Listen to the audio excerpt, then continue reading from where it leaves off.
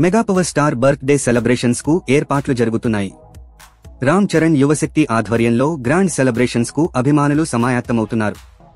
ఇప్పటికే డీపీలు, వీడియోలు, గ్లింప్స్ రూపంలో మార్చి 27 కోసం ఎంతో ఆసక్తిగా ఎదురు చూస్తున్నారు. నిజానికి ప్రతి ఏటా రామ్ చరణ్ పుట్టినరోజుకు ఒక 100 రోజుల కౌంట్ డౌన్ స్టార్ట్ చేస్తే 50 రోజుల ముందు ప్రణాళికలు సిద్ధమైపోతాయి. మార్చి 27కు ముందు 10 రోజుల నుంచి ఇక రామ్ చరణ్ సందడే. అభిమానుల్లో ఆయన చూపిన ఇంపాక్ట్ కి ఇది నిదర్శనం. రామ్ చరణ్ ను చూడగానే జై చరణ్, జై జై చరణ్ నినాదాలు రావడం సహజం. కానీ ఇప్పుడు రామ్ చరణ్ సరికొత్తగా ఆవిష్కరించుకున్నాడు. ఇంటర్నేషనల్ సూపర్ స్టార్ అని హాలీవుడ్ మీడియా కీర్తించాయి. భారతదేశంలో ప్రముఖ పారిశ్రామిక దిగ్గజం, గ్లోబల్ స్టార్ గా కొనియాడారు.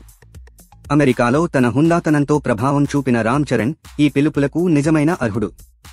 దీంతో జై చరణ్ కంటే మిన్నగా గ్లోబల్ స్టార్ నినాదాలు హోరెత్తిపోతున్నాయి.